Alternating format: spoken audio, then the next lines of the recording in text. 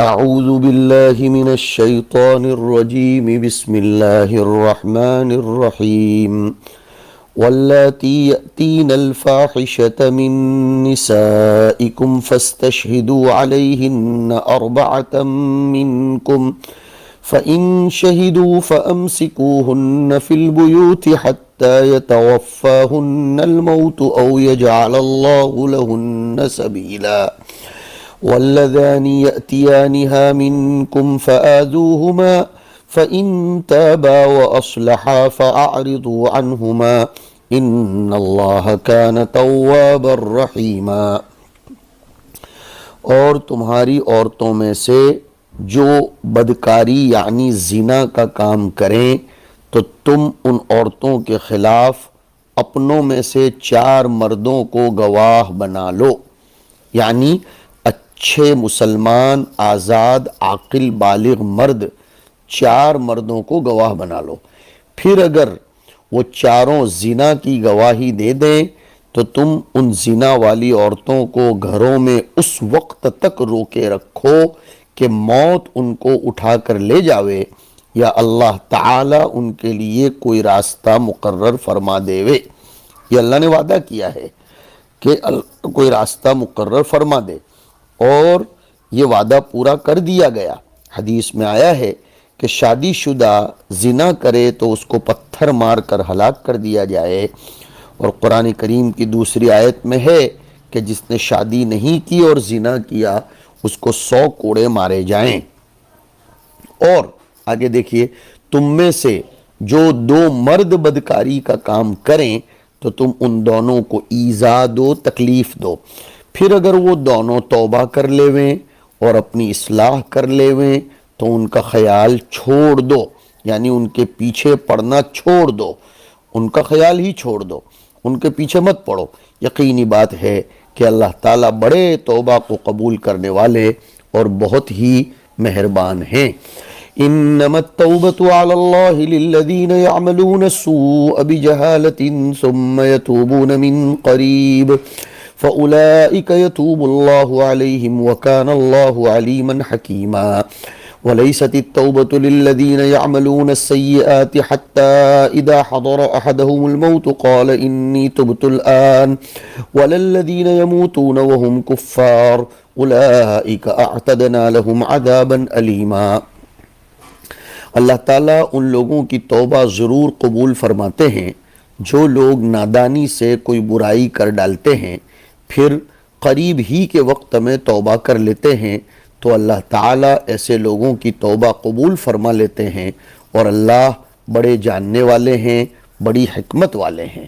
ہاں، کتنا اچھا ہے، بڑی حکمت والے ہیں۔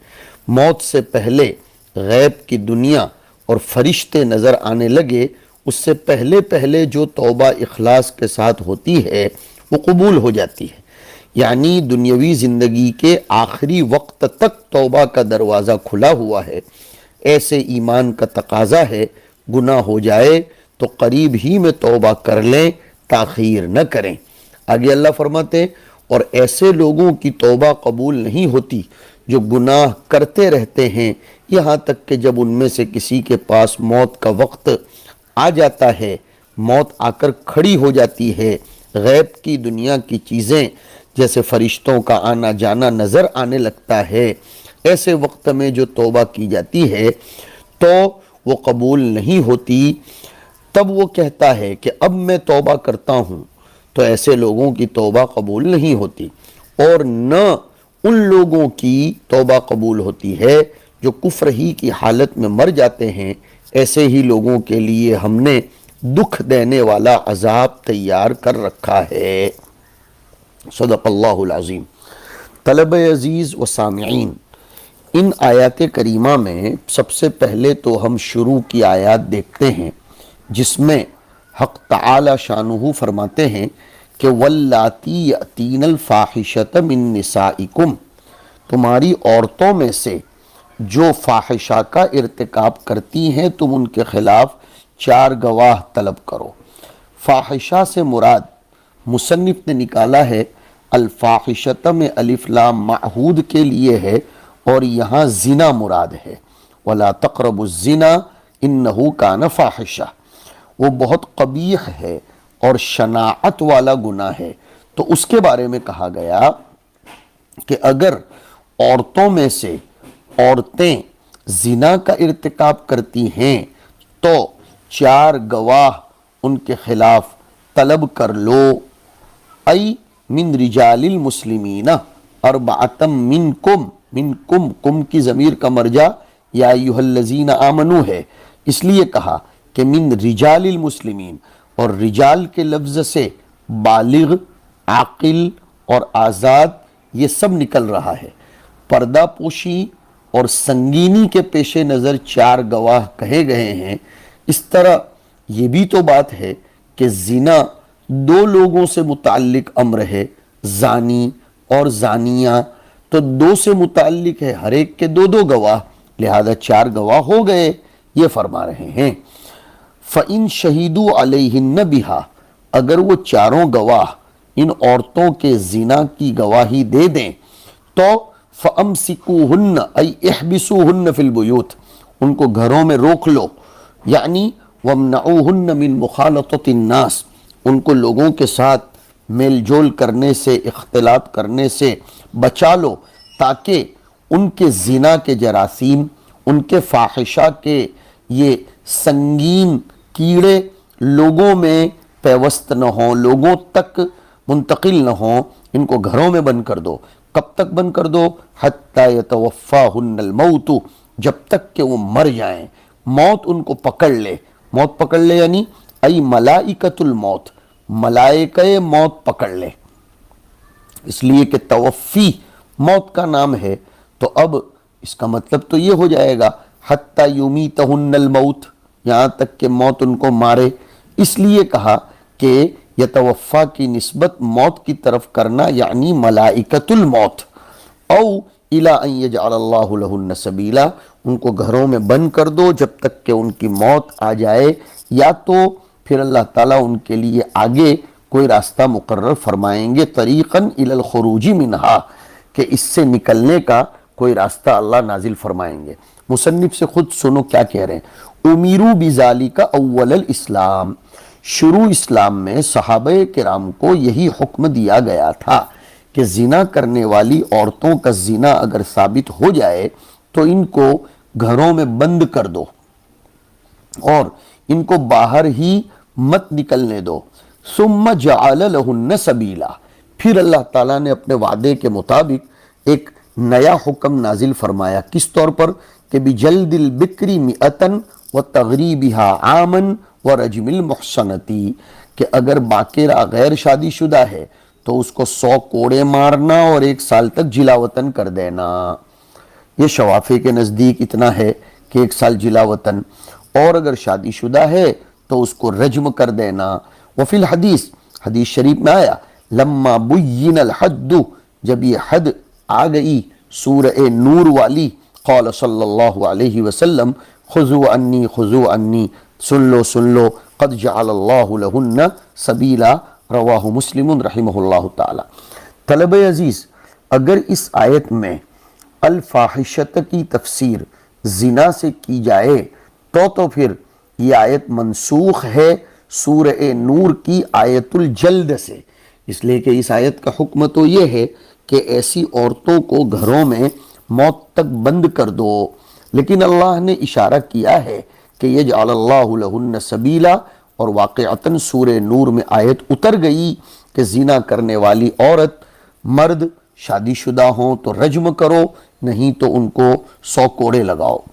لیکن بعض مفسرین کرام الفاحشۃ کی تفسیر سحق سے کرتے ہیں، اور وہ کہتے ہیں اللاتی یأتین الفاحشۃ، زنا تو مرد اور عورت دونوں کا کام ہے، یہاں تو عورتوں ہی کا تذکرہ ہے، تو اس سے مراد وہ سحق ہے جو عورتیں آپس میں غلط کام کرتی ہیں۔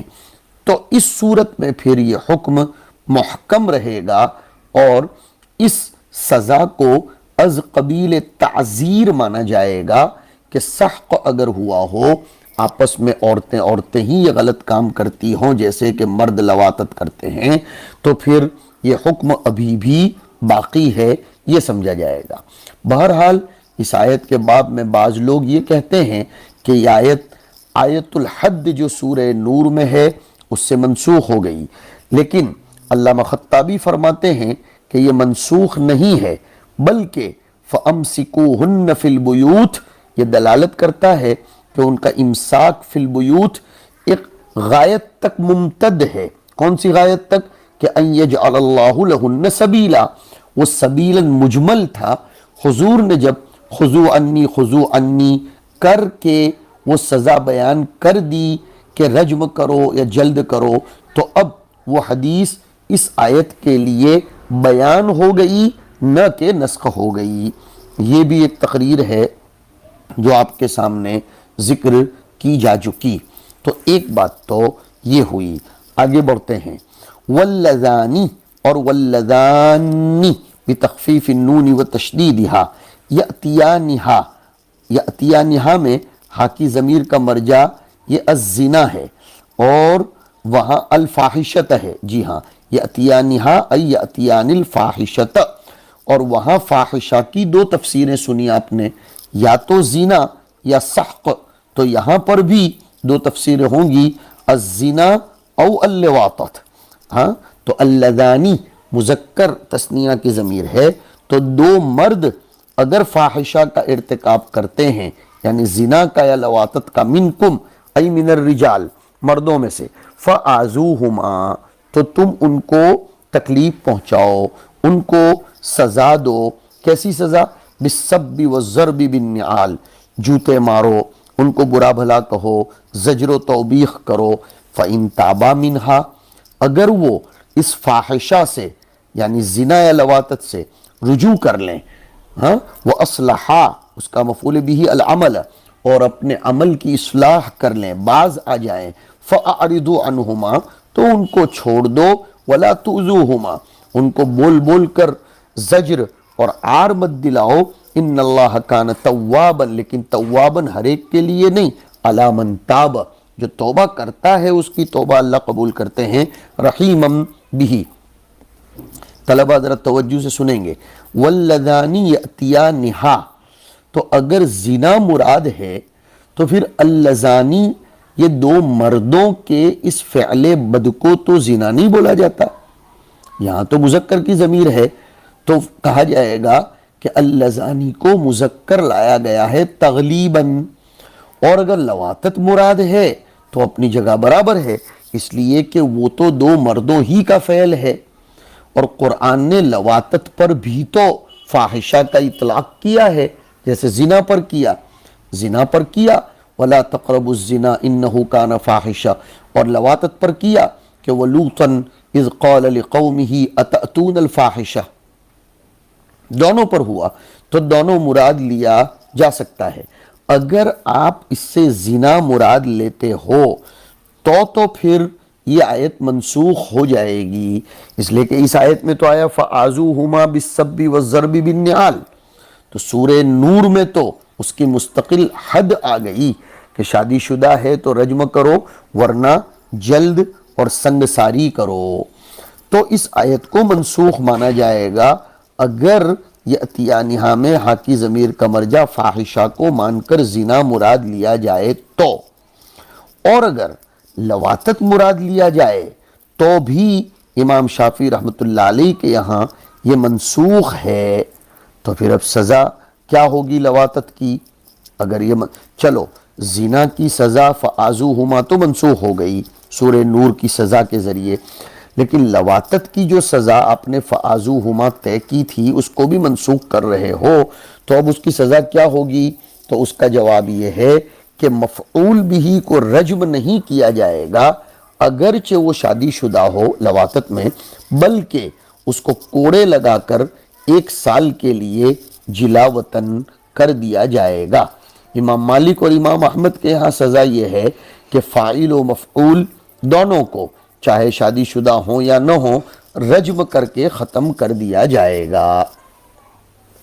اصل میں دیکھیے اسلام تعدی مرض کو ناپسند کرتا ہے، اس لیے حبس پھر رجم فرمایا گیا اوپر کہ فَأَمْسِكُوهُنَّ فِي الْبُيُوتِ، پہلے حبس تھا اور پھر اس کو رجم کرنے کو کہا، اور معاشرے میں اس کو جانے کی اجازت نہیں ہے۔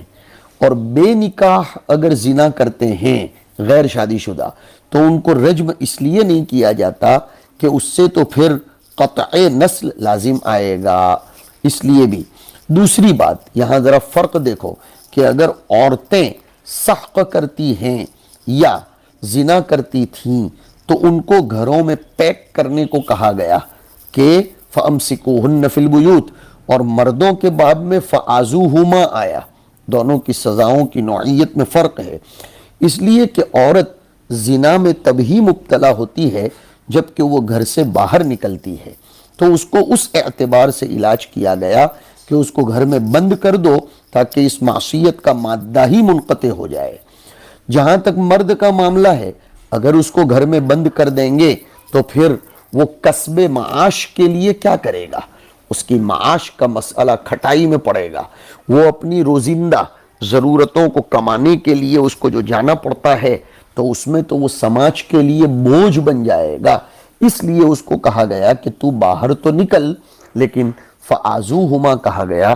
یہ اسلام کا فلسفہ سزاؤں کے باب میں اس فرق کے ذریعے سمجھو اور اسلام کی حقانیت بھی اپنے دلوں میں مزید پیدا کرو۔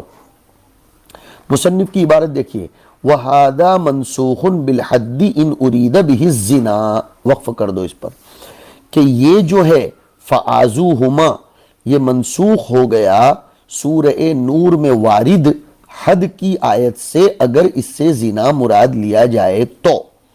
وَكَذَا إِنْ أُرِيدَ بِهَا اللَّوَاطَةُ عِنْدَ الشَّافِعِي رحمہ اللہ، اور اسی طرح یہ منسوخ ہو گیا اگر اس سے لواطت مراد لی جائے تو بھی امام شافعی کے یہاں۔ لیکن المفعول به، تو اب سوال ہوگا کہ لوطی کی سزا کیا ہے؟ تو کہا زنا والی سزا لوطی کی سزا نہیں ہے۔ زنا میں تو زانی زانیہ یا زانی مزنیہ ان دونوں کو یا تو رجم یا تو پھر ان کو جلد کیا جائے گا، لیکن لواطت میں امام شافعی کے یہاں مفعول بھی کو رجم نہیں کیا جائے گا، وَإِن كَانَ مُحْصَنًا، اگرچہ وہ شادی شدہ ہو، بل یجلد ویغرب، بلکہ اس کو کوڑے مار کر جلا وطن کر دو۔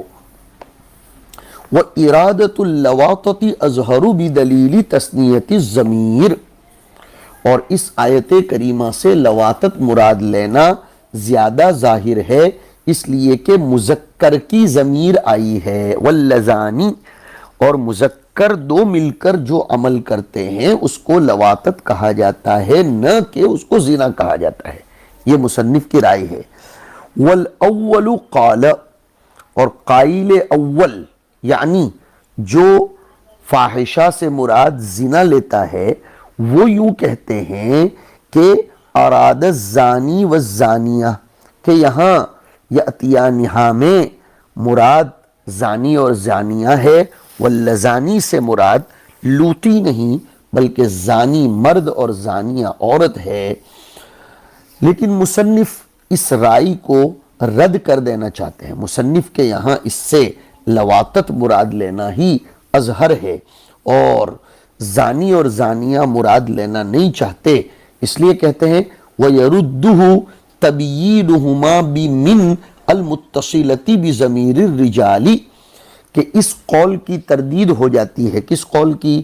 کہ اس سے زنا مراد لیا جائے، زانی اور زانیہ مراد لیا جائے، وہ رد ہو جائے گا اس لیے کہ اللذانی کا بیان جو آیا ہے، واللذانی یأتیانہا منکم، ہاں جو ضمیر رجال ہے، مذکر کی ضمیر ہے، من کے ساتھ جو کم کی ضمیر آئی ضمیر رجال، نیز واشتراکہما فی الاذی والتوبۃ والاعراض، اسی طرح اس سے زنا اس لیے مراد نہیں لیا جائے گا کہ دونوں کو شریک کیا جا رہا ہے۔ فآذوہما ایذا رسانی میں بھی، پھر فإن تابا اور فأعرضوا عنہما توبہ میں بھی اور اعراض میں بھی، وہو مخصوص بالرجال، اور یہ سب چیزیں تو رجال کے ساتھ خاص ہیں، اس لیے کہ عورتوں کی سزا تو ابھی اوپر آئی تھی حبس فی البیوت، اور یہاں تو ازا ہے پتہ چلا کہ یہاں عورت مراد ہو ہی نہیں سکتی،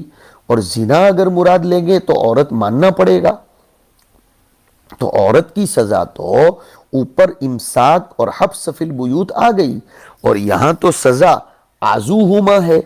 دوسری بات کہ وہ توبہ سے ساقط بھی نہیں ہوتی، لیکن یہ ساری باتیں شروع اسلام میں تھیں، ورنہ یہ سب منسوخ ہو گیا ہے۔ تو کہتے ہیں وَهُوَ مَخْصُوصٌ بِالرِّجَالِ، کہ یہ سب تو رجال کے ساتھ خاص ہے، عزوہما، توبہ، اعراض۔ کیوں بھئی عورتوں کے ساتھ نہیں؟ لما تقدم فی النساء من الحبس، اس لیے کہ عورتوں کی سزا تو اوپر گزر چکی کہ ان کے لیے تو حبس اور امساک کہا گیا ہے۔ یہ بات یہاں ختم ہو جاتی ہے، آگے کا ٹکڑا اگرچہ ہم نے ترجمہ کر دیا ہے، کتاب سے انشاءاللہ بعد میں حل کریں گے۔ وصلی اللہ علی النبی الکریم۔